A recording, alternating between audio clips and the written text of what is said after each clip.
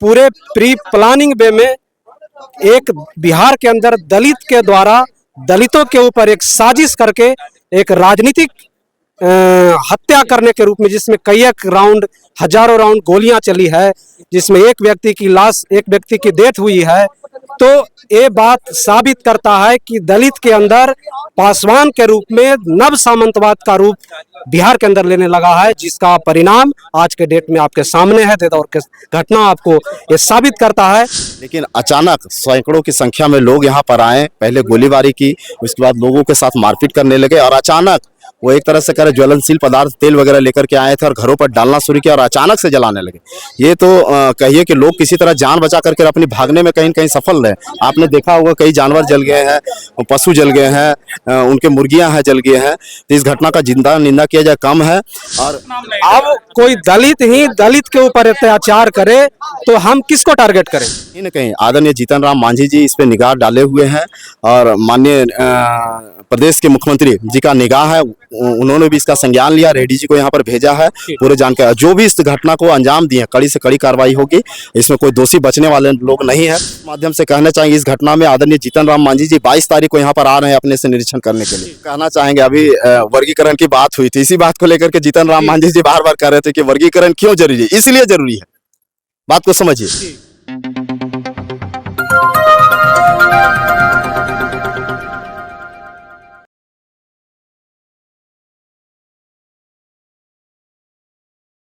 अभी हमारी मौजूदगी नवादा जिला के कृष्णानगर गांव में हो दोस्तों, और यहाँ जो है एक साथ 80 घर का बस्ती को जलाया गया है, 80 घरों को जलाया गया है। इस गांव में जो है दलित लोग लगभग 50 वर्षों से रहते आ रहे थे और इस गांव के दलितों के घर को जलाया गया है। साथ ही साथ इनके घर में जितने बकरी थे, जानवर थे, माल मवेशी थे, आटा तेल दाल जो है सभी चीजें जो है जल चुकी हैं। यहाँ पर कुछ कार्यकर्ता लोग आए हैं, जानने का प्रयास करेंगे आखिर जो है दलितों पर इतना अत्याचार जो है बिहार में क्यों हो रहा है और इसका निवारण क्यों नहीं सरकार सोच रहे हैं, इसके बारे में क्या कहना चाहेंगे? सबसे पहले इस बात को समझिए कि बिहार के अंदर और इस देश के अंदर एक पहली घटना दे दौर जो आज यहाँ खड़े हैं ये आपको मिल रहा है कृष्णानगर के रूप में, कि दलित के द्वारा ही दलित पर हमला।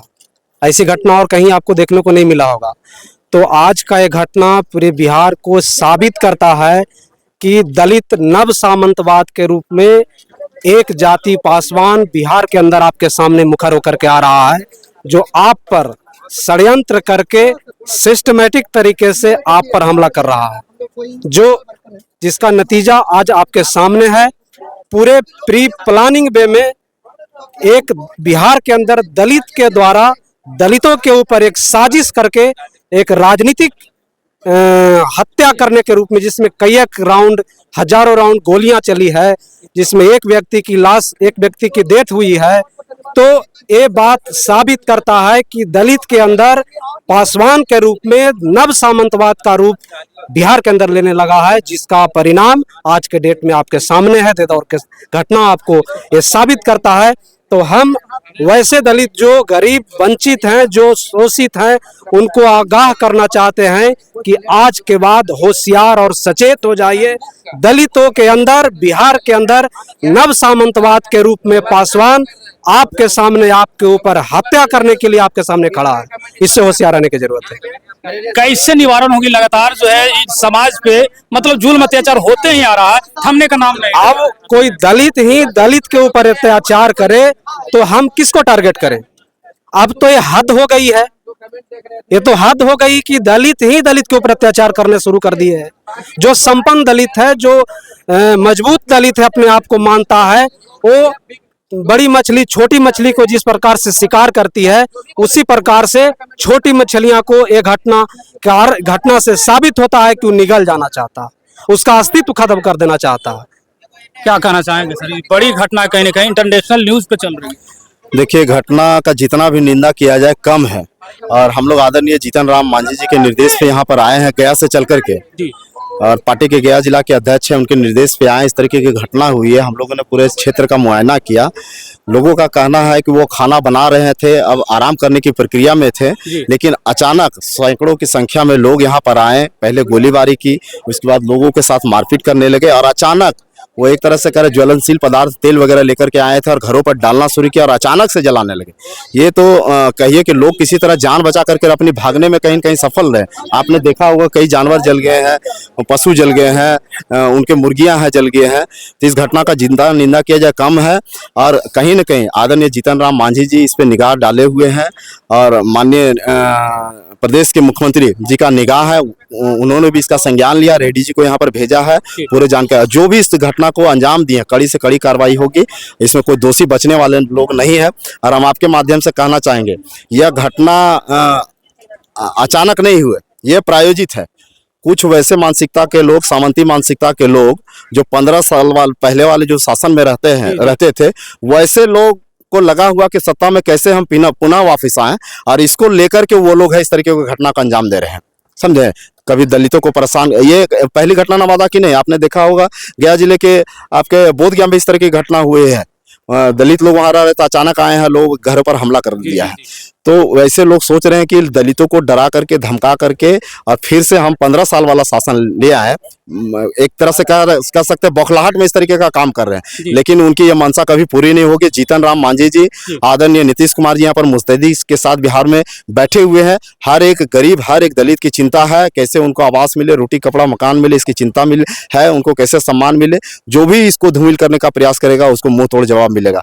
और आपके माध्यम से कहना चाहेंगे इस घटना में आदरणीय जीतन राम मांझी जी 22 तारीख को यहाँ पर आ रहे हैं अपने से निरीक्षण करने के लिए और कड़ी से कड़ी कार्रवाई होगी। और हर एक दुख की घड़ी में जितने दलित परिवार है सबके साथ जीतन राम मांझी जी खड़े हैं, चाहे जो भी हो, और इनका हर एक समस्या का निवारण होगा। जो घटना को अंजाम दिए उनको कड़ी कार्रवाई होगी और पुनः इनके घरों को बनाया जाएगा, व्यवस्थित किया जाएगा। और हम लोग जिला प्रशासन और राज्य सरकार से भी हम लोग आदरणीय जीतन राम मांझी जी के माध्यम से मांग रखेंगे कि जो लोग वहाँ पर रह रहे हैं उनका वास्तविक पर्चा दिया जाए, वहाँ पर पीने की पानी की सुविधा हो, उनको हर तरह का सुविधा दिया जाए। यह मांग लेकर कब तक जो है दलित डर डर के जिएंगे? क्या इसके बाद जो है ये लोग सुरक्षित रहेंगे या फिर से उस प्रकार के अंजाम? अभी हम कहना चाहेंगे, अभी वर्गीकरण की बात हुई थी, इसी बात को लेकर के जीतन राम मांझी जी बार बार कह रहे थे कि वर्गीकरण क्यों जरूरी है। इसलिए जरूरी है, बात को समझिए। जो लोग संपन्न हो गए हैं, सब चीज से आगे बढ़ गए हैं, राजनीतिक सामाजिक रूप से आगे बढ़ गए, वो अपने पीछे छूट गए दलितों को नहीं देखना चाहते। वो उनके ऊपर कहीं न कहीं अपना पैर लगा करके रखना चाहते हैं। मतलब ये हाँ, सामंती मानसिकता उनमें पनप गई है, इसीलिए वर्गीकरण जरूरी है। जीतन राम मांझी इसी बात को तो कहते हैं, समझे। तो इसीलिए हम लोग पक्षधर है, वर्गीकरण होना चाहिए। और जीतन राम मांझी जी की निगाह है और कोई इससे बचने वाला नहीं है। और हम लोग एक एक दलित परिवार को हम लोग देख रहे हैं, हमारे सारे कार्यकर्ता यहाँ पर मौजूद हैं। शंकर भैया आए हुए हैं, राष्ट्रीय प्रवक्ता है पार्टी के रोमित जी, जो माननीय हमारे आदरणीय जीतन राम मांझी जी के सांसद प्रतिनिधि वो भी आए हुए हैं, टुटू खान साहब आए हुए हैं। और हम लोग सारा चीज को देखें, अपने नेता को अवगत करा रहे हैं। जिला पदाधिकारी से भी बात हुई, यहाँ के लोगों के लिए अभी तत्काल में टेंट वगैरह की व्यवस्था हो, उनके खाने पीने की व्यवस्था हो, पानी पीने की व्यवस्था हो। ऐसा ना हो कि केवल देख करके खाना पूर्ति करके चला जाए, अब बाद में बारिश वगैरह हो तो ये लोग मुंह टकटकी लगा रहे। तो हम लोग निगाह बनाए हुए हैं और एक एक परिवार के साथ न्याय होगा, इस बात का आश्वासन हम देना चाहते हैं। तो ये चीजें हैं, कहीं ना कहीं दलितों के द्वारा ही दलितों पर अत्याचार किया गया है, दबंगई किया गया है। और दिन दहाड़े जो लगभग संध्या 6 बजे की घटना बताई जा रही है, 6 बजे लोग आते हैं, पहले फायरिंग करते हैं, गालियां भी देते हैं और पेट्रोल छिड़क कर जो है आग लगाते हैं, जिसका उदाहरण कहीं ना कहीं आपको डिस्प्ले पर दिख रहा होगा कि किस प्रकार से जो है दबंग लोग आते हैं और दलितों पर अत्याचार करना शुरू होते हैं। और अत्याचार भी ऐसा कि लोगों को दहशत में डाल देते हैं और अपने बचाव में जो है लोग यहाँ से भागते हैं, अपने बच्चों को लेकर भागते हैं, अपने परिवार के साथ भागते हैं और किसी तरह से बचते हैं।